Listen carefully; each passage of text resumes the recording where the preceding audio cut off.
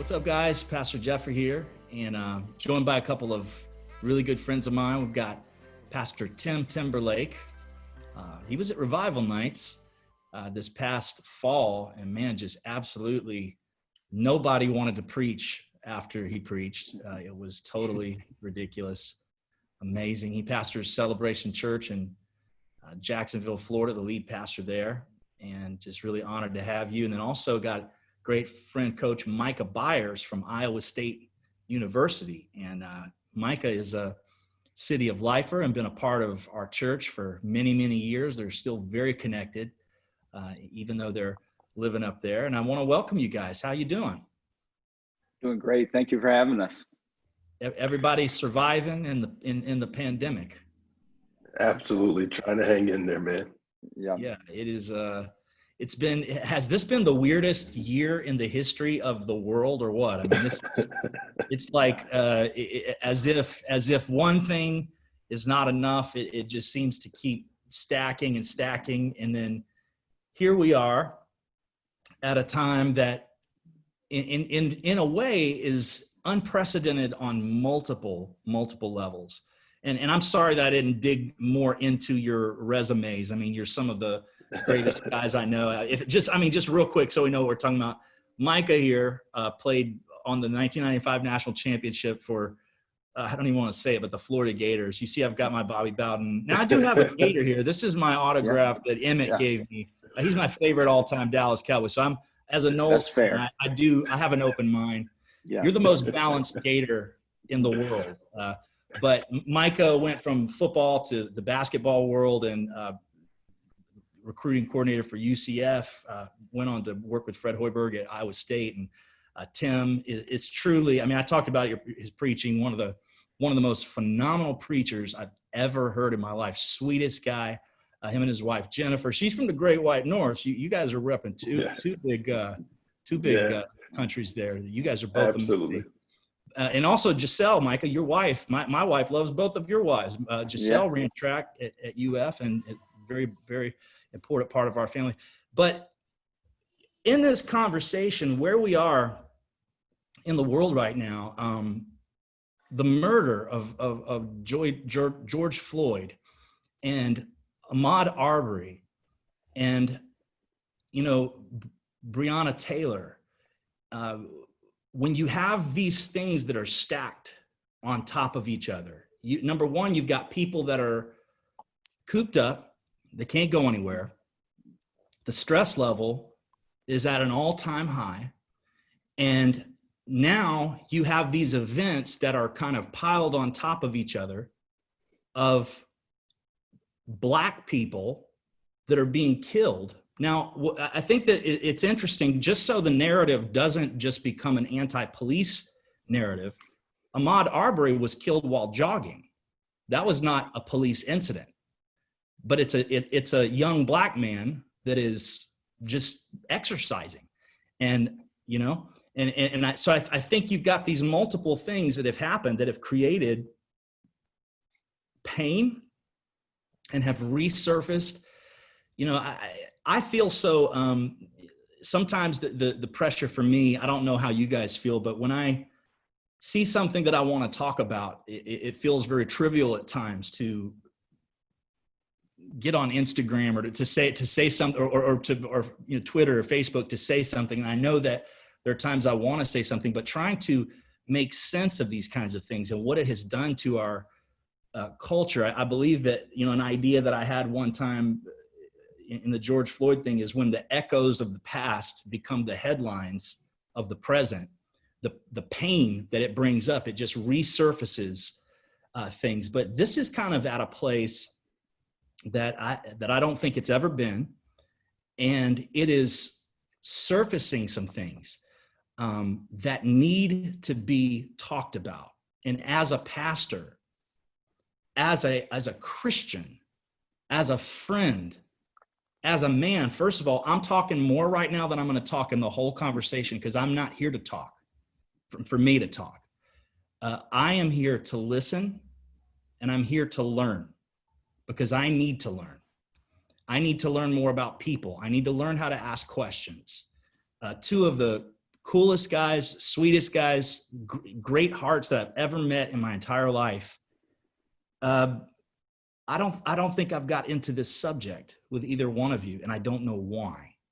Now, I don't know how everyone is. Maybe sometimes people, I don't know if you'd say, well, I don't want you to bring it up. Well, maybe you do, or maybe you don't, but I feel like I'm at a place in my life where if I'm going to learn more about people, it's important for me to be willing to take a risk to talk to people and to understand who they are and where they're coming from. So I'm going to ask a strange question. I hope that, I don't know, how you're going to answer it, but Pastor Tim, what's it like being a Black man in America? I mean, what's it like? The best way for me to describe it, and for our viewers to have a good grasp as to what it is like, would be like this. Imagine going to the grocery store. You understand that you have enough funds to get what it is that you need to purchase. You load all of your belongings into your cart. You go to the register and you give the clerk your method of payment. Without swiping, the clerk looks at you and says, your method of payment is declined and not accepted. And you understand, you have the funds in your account, you understand, and you have the ability to purchase what it is that you have. Your method of payment is just not accepted at that store. And so the feeling of being a Black person in America is knowing that you have the capabilities of being equal, but you won't be accepted by all people. And so understanding that is what we wake up with every day, understanding that is what we deal with every day, understanding that is the fight for equality that we must continue to fight every single day. And so that's kind of a snippet of what it feels like to be a Black person right now. And that particular, I think one of the reasons that particular analogy is so powerful for me is I get defensive when I know that my card works. Right. I say, oh, well, let me call the number. Right. But what's frustrating of what you just said is that there is no number to call right now. No, there's nothing you can do except continue to try to educate people around you and to inform them of the disenfranchisement and difference that we experience and that we have to live through. And so I understand that the color of my skin is a weapon to many. And so I have to live my life constantly from the perspective and from the standpoint of trying to lower the walls of people so they don't feel intimidated based upon how I look. They don't feel intimidated based upon what they perceive about me, but just to have the conversation with people just to be considered equal is what Tim, we face. Your father and mother are legends in North Carolina. Your father, Bishop Mac Timberlake, built Christian Faith Center. They're one of the great churches, period, in America. But just thinking about some of the struggles that he must have went through personally to build something of such renown. And it's amazing that here we are all these years later, and one of the strongest men I know, one of the most confident men I know, are telling me that this is the feeling. You're not trying to manufacture a narrative here.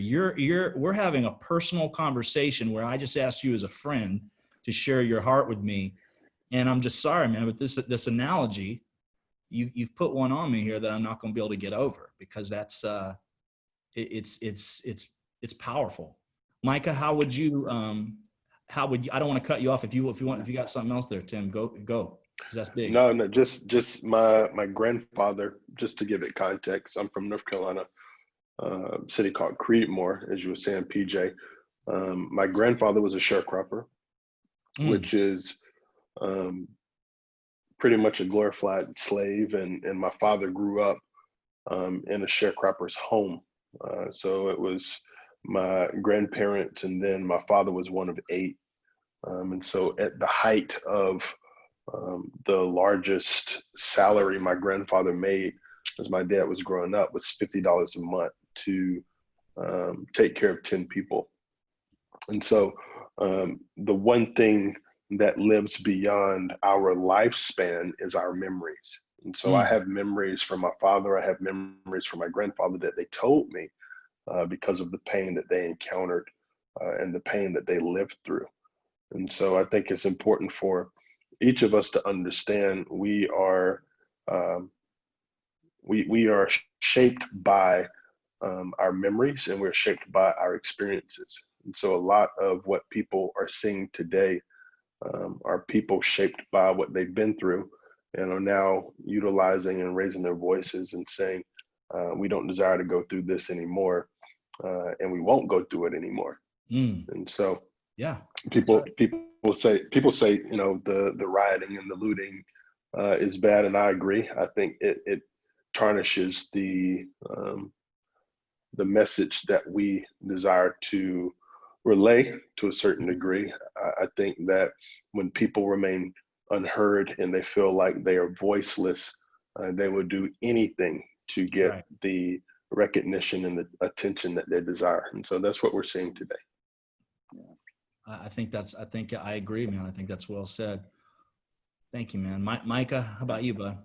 Yeah. You know, Tim, thanks for sharing that. You know, it's one of those things that when you hear someone share those stories, you hope that, you hope that it's going to be a little bit more positive, that, you know, Tim isn't going to say something like that. And then you realize that it just speaks to a lot of experiences that you have yourself. And I think, you know, it's kind of the tie that binds a lot of people of color. As someone who is from a multiracial family, my mother is white. My father was a Black man. For me, being a Black man in America started off with, actually, since my mother is a single mother, learning from her. And you talk about your experiences being shaped. You know, my mom's still in Gainesville, Florida. There's no Ku Klux Klan rally that wants to come through Gainesville because my mom's there fighting it. She's 64 years old. You know, my earliest memories of race and identifying with myself, because being raised in a single parent home with a white woman, I couldn't look to her for necessarily guidance on how to be a Black man. But what I did learn is that my mother went out of her way she didn't try to bulldoze those experiences out of my way as far as race and racial relations, because she knew they were going to find us. If it wasn't because of my color, or if it wasn't because of her being a single white woman raising, you know, a little brown boy, it was going to find me and us at some point. But what I think she did was made sure that I was very aware of my skin tone, and to be proud of it, and to be proud of my heritage. And, you know, it was just full of many experiences. I can tell you there were, you know, times when I was a child, you know, where we would be in Walmart or just any store, and someone would say something or have a comment about her, or having a little brown boy. Or as I got older and we started to become equal in size, people assuming that she and I were a couple, or that we were together. And, you know, again, everyone faces those things differently, but for me, my mother really made sure to make sure that I was proud of where I came from, and that I always knew that I was loved, but that there were going to be people that were going to bring attention to my skin tone, and that we're going to treat you as less than a human. And you were going to go in there with that currency that you knew was equal to other people, as Tim mentioned, and know that they were going to look at you differently. And Tim and I, just hearing a little bit about his background, and we can talk about this more as well, but there's a different dynamic as far as being an athlete and being a sports figure when you're somebody that's doing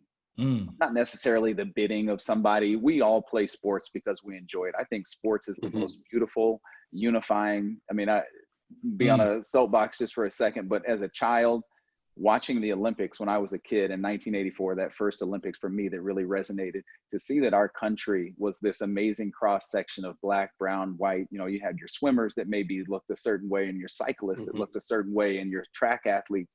And then you maybe see another country like the Netherlands, and everyone looked exactly alike.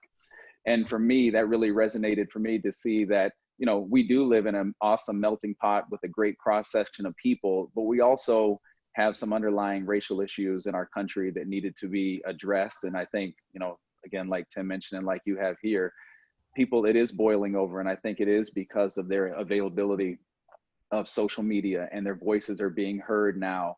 And I think that, so many things are coming to light. Just for me, and as a person that's in the sports world, there's other, universities, athletes are being empowered, and that empowerment is turning into, just here in Des Moines today, they're voting on a bill to change, some police brutality laws and things that maybe haven't been addressed. And that's what the riots or the demonstrations, I should say, are about. It's about getting that action, regardless of what political, who you align with politically. It's about getting those conversations had with the right people. And I don't think that the people of color have been represented or heard enough. And I think now people are saying, maybe stepping back and going, okay, maybe there is something to this. But it's really it's unfortunate that it's taken people passing away, deceased, murdered, however you want to say it, for people's voices to be heard. But luckily we're in a time right now where people are stepping up and listening more so than it seems like they have in the past. Micah, thank you also for sharing that. It's very powerful. As a college coach and who's done so much recruiting and been in the homes of so many incredible young athletes and hearing their stories and hearing their pain, how would you say, what kind of experience, what have you learned from that about some of the young men in America and what they go through? You told some of your story, but what about their story? What some of these guys are going through? Yeah, it's been amazing. It's been awesome because for us, this is the time when we walk in those living rooms and we tell these kids, families, we sit in front of their families and we tell them, and they're predominantly African-American, brown, people of color, that we're saying, we're here for your son. We're here to help mold him into a man. We're here to help his, him with a diploma. We're here to help him if he can find his way to a professional basketball if they so desire. And some of my white colleagues on our staff, this has come to their attention, the forefront of their attention. And they've said, wow, what can we do? And I've told them, I said, this is the time when we sat in those living rooms.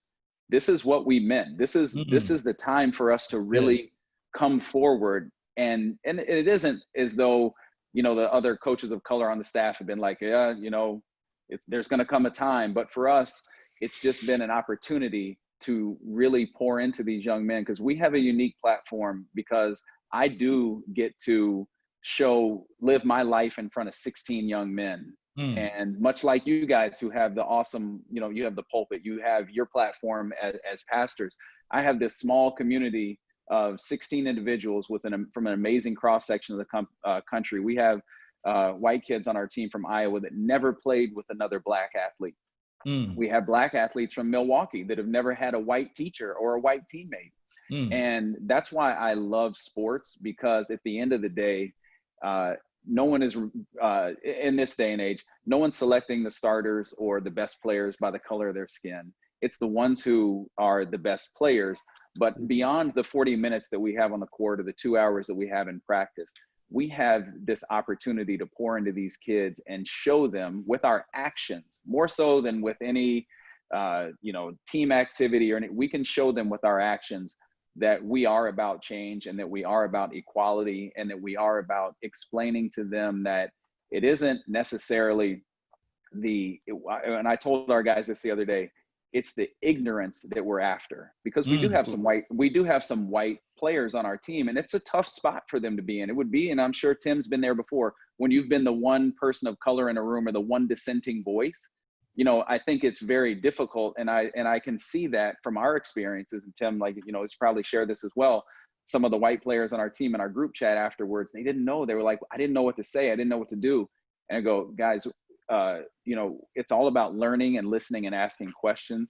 And I also shared with them too, it isn't about telling comparison stories either, and it's easy to get, not tricked into that, but it's easy to kind of fall into that mode. If Tim shared his stories and his background like he did, and then I came and I said, yep, I remember when, somebody thought that I walked out with something too. And it's like, yeah, I get it. But again, this isn't a comparison thing. And I did share with them, It's the ignorance that we're trying to eradicate. And the ignorance can wear a badge, and the ignorance can wear a hoodie, but it's not about the person or the person that doesn't look like you.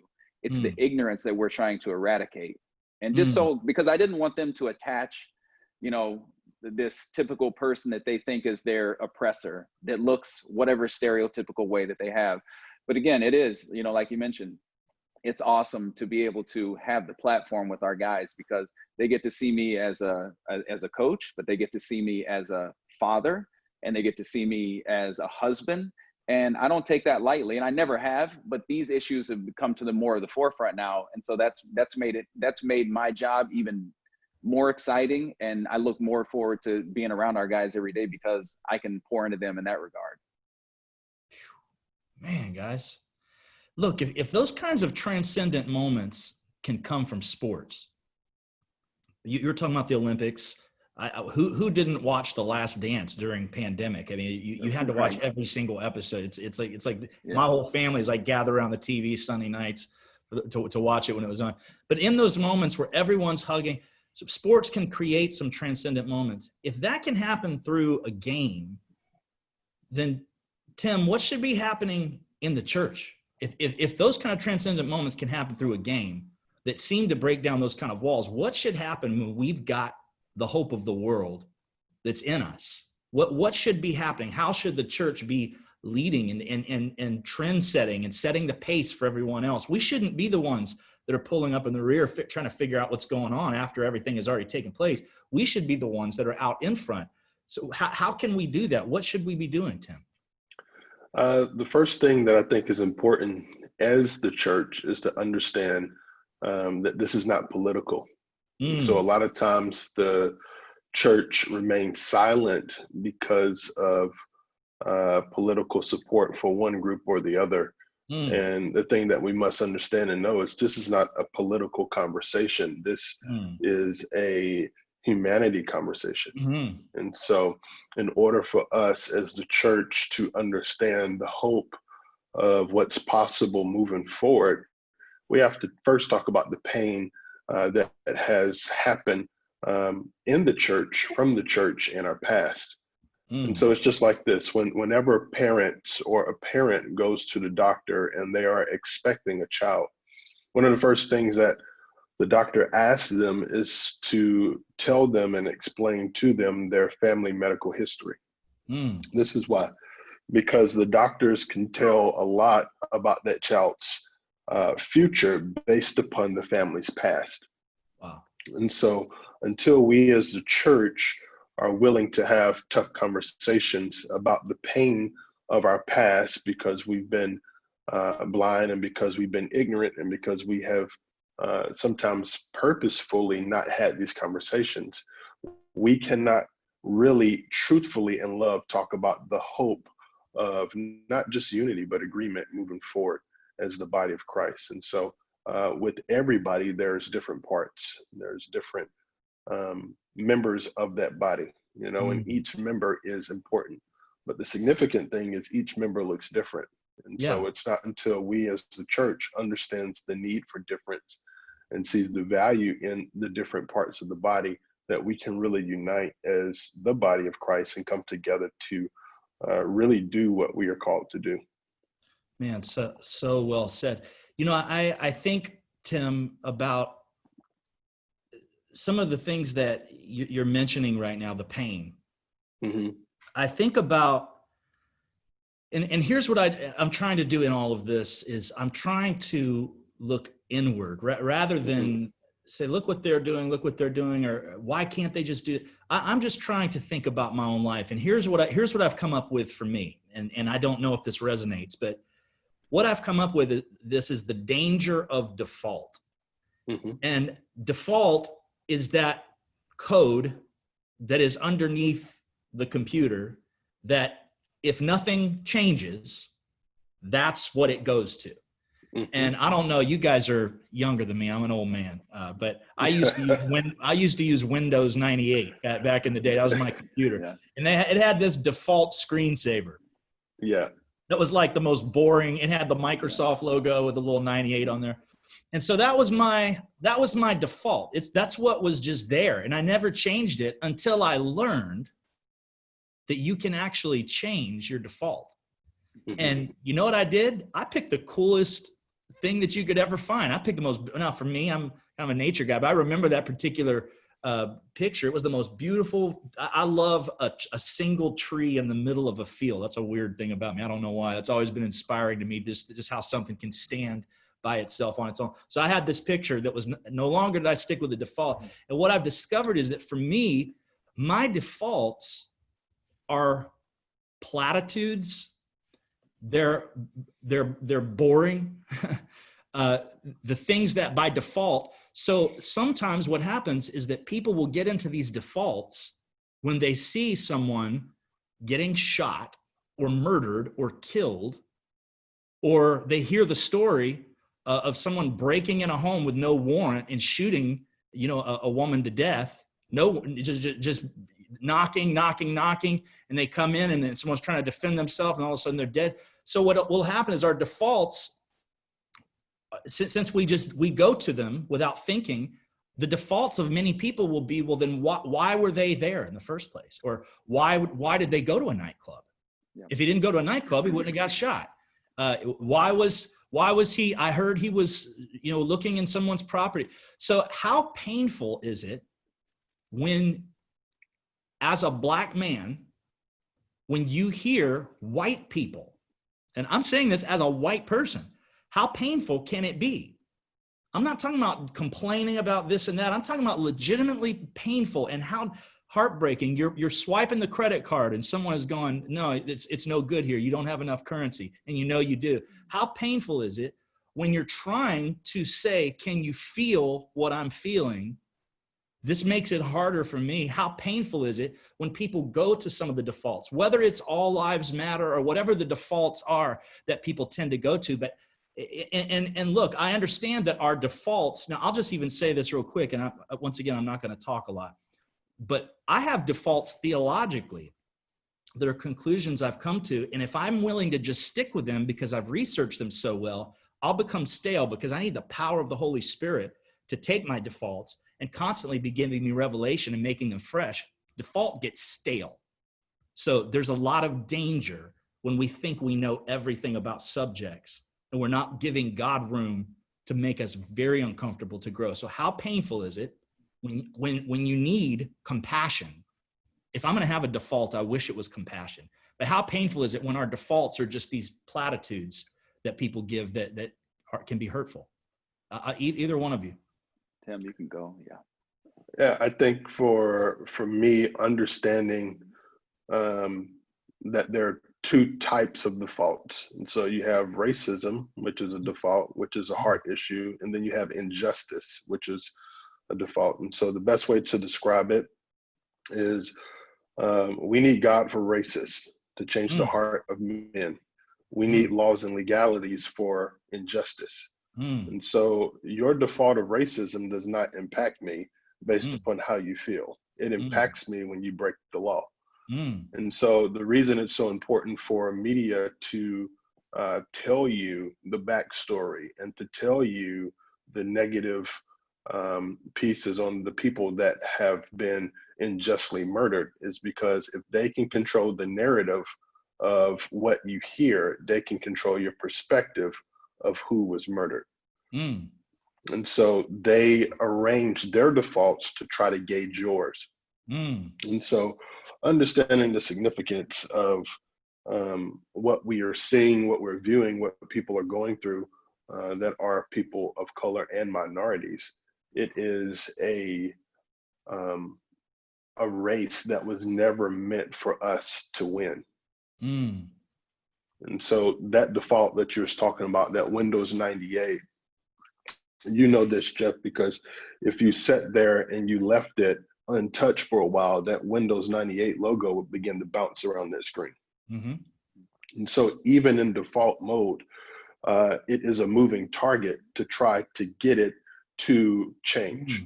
And so for us as minorities, we understand the need for change. We understand the possibility of change, but we also understand that until our brothers and sisters who don't look like us begin to speak up and talk about the need for the change in the default mentality, it won't change. We couldn't free ourselves as slaves when Martin Luther King marched. If it was only African Americans marching in the streets, there would have been no change. And so we need our brothers and our sisters that don't look like us, that see the default, that push through the default, to acknowledge, accept that there is disadvantage, and to help navigate that default with us so that we can actually see the change that we know and think is possible. So good, man. Micah? Yeah, I completely agree. I feel like that default is almost the first step, kind of a microaggression into justifying action sometimes, because It is, yeah. I don't know that there's anyone that's on the side of any of this that, and like Tim said, politicizing it, that is, I don't think that anyone at their core would say, yes, a human being should have died. But I think the defaults start to make you think, and these are the microaggressions I think that people of color feel, that, man, maybe he shouldn't have gone to the club, or man, did he have his registration out? And it's things like that, and it becomes, a sitcom joke, and things about, things like Black people can't swim. Well, there's a reason and a history behind that, because there's segregation in pools, and there's lack of the the ability for people of color to maybe swim unless it's a colored pool, or the colored pool, and that's our grandparents, and we're not that far removed from it, but it's become this joke, and it's become this thing that when my children get invited to to a pool party, they whisper in the ear, they can swim, they're okay to swim, right?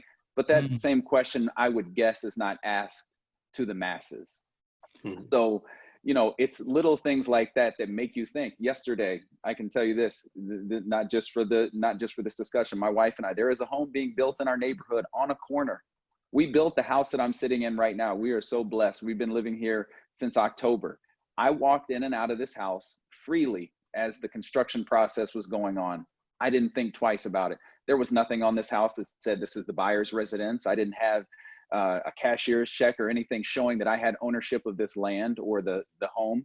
And we did that for months. I'd come here at nighttime. I was proud of it, and I am extremely proud of it.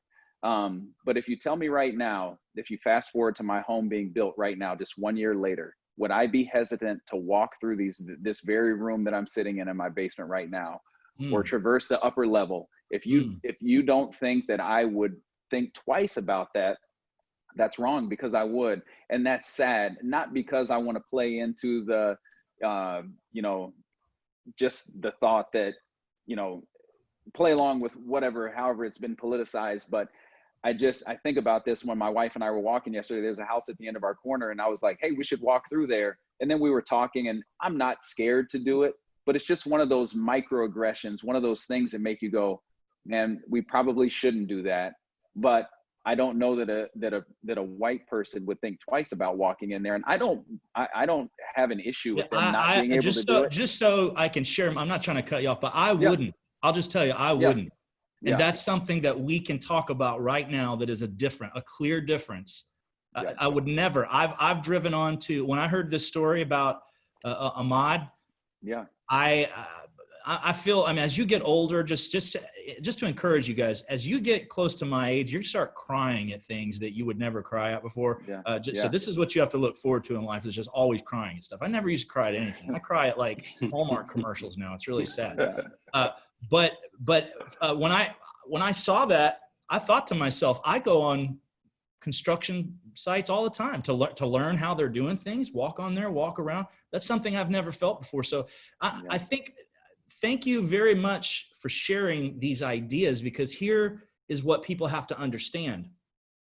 When you have friends and people in your life that go through something challenging, to ignore their pain is selfish, and it's unacceptable.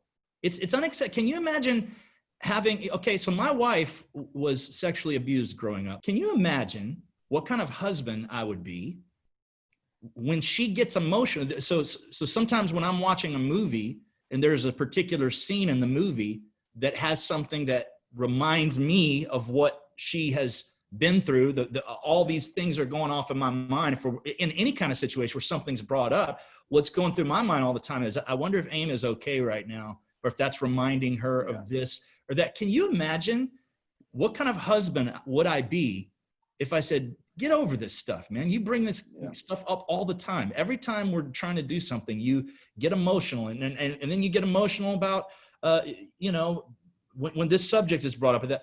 I would be the worst husband in the world. So here we are. You know, I'm not a politician. I can't fix everything in our country. I get confused in that arena trying to figure out how to change all of those things. And I want to be a part of doing anything I can. I mean, I went to a march the other day with my daughter, where the police in Kissimmee marched with protesters against police brutality and racial injustice. And I want to do anything I can on a human level to make sure that people know that I'm not okay with that. But at the end of the day, what's unacceptable is for what we're talking about to be allowed in the church, to know that we have brothers and sisters like my wife, who went through something that has affected her emotionally. It affects every part of who she is. And you cannot just get over it. Right. You can't just get over it when there is that kind of pain. So to know that we've got brothers and sisters in the church who have pain that is unrecognized, it's ignored, and we're saying get over it. Don't be mad. Don't get frustrated. Don't act out. Don't do what makes us uncomfortable. It's not going to happen at City of Life. I'll tell you that. It's not going to happen. Not while I'm here. And I'm praying in Jesus' name that in churches all over the country, that this is a season where people will wake up and they'll begin to see that God has something bigger for people. He's got something bigger for the church. And the first word is empathy. And it's compassion. That's the first word that comes to my mind. We got to learn how to hear each other. We got to learn how to fight for each other.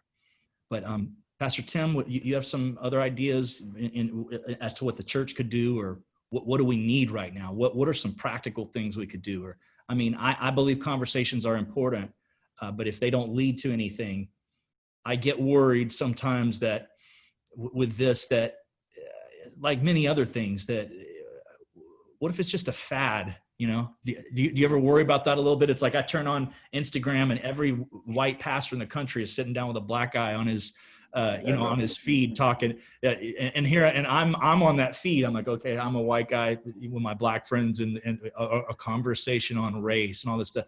But what are we going to be doing this in a year? If not, or if this is not really a part of our process moving forward, and we're not hearing people, then what are we doing? So how can we make sure this is a change in us that we can do something practically about it?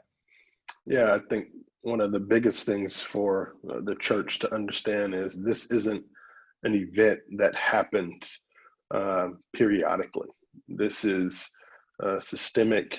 It's ongoing. This is an everyday fight for minorities. And so the conversation can't just be had around events. It has to be ongoing. There has to be not only conversations, but opportunities for education. And then after education, there has to be acceptance. And acceptance is a big one because that implies that there has been something that we've missed, and we accept falling short of that. And we will do whatever we can to help eradicate that. And so a lot of things that I'm hearing from pastors, particularly majority pastors that don't look like me, is let's just love one another.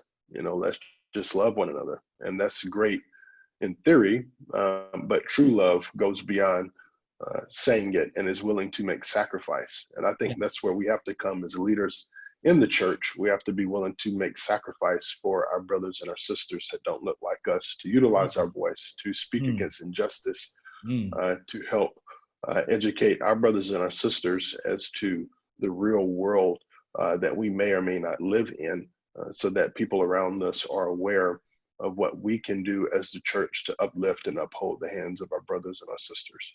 Wow. So good, man. Micah, I want to give you a last shot here too before we go. Yeah, definitely. I would say with my platform, I truly believe this, and I try to have my wife help hold me accountable for this. I pray every day, and I like to speak in analogies because we're with sports, but like I pray every day for my toolbox, that I'm able to use with my platform. Like sometimes I've been blessed with a hammer, and the hammer is awesome for cracking nails over the head. But if I go into my, not necessarily fight, but if I go into my daily life and only thing I have is my hammer, then I'm not going to be very effective. And, I pray every day that I have the ruler and the Phillips head screwdriver and the flathead and any other thing that any of us would have in ours, because I know that I have a diverse group of individuals that I can talk to. But I also realize that there needs to be personal growth. And I realize that it's incumbent upon me to be the best version of myself. And I know those can be buzzwords, but it's the truth, because I can't be effective, I can't be honest, and I can't be open, and I can't help change these young men's life if I don't. But again, much like you guys have your congregations, I have our 16 young men, and I hope that when they are done playing here and they're in our program, that they're changed, not necessarily because of me. I realize I'm not going to say anything prophetic to them that they're going to walk away and go, I remember when I was a sophomore, Micah said this.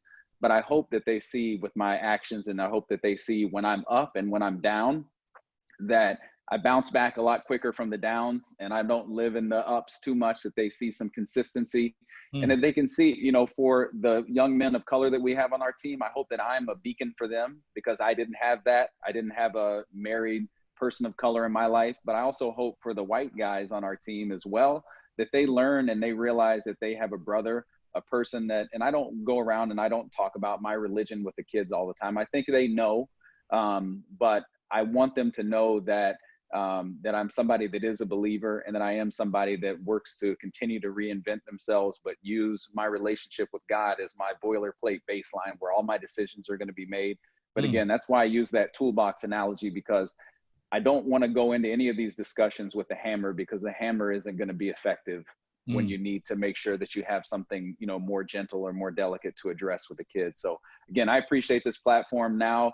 I've definitely grown from this, and I love hearing this, and I love dialogue, because I want to be able to take it to myself, my home, and then be able to take it outwardly. So thank you guys for inviting me onto this. This has been a blessing.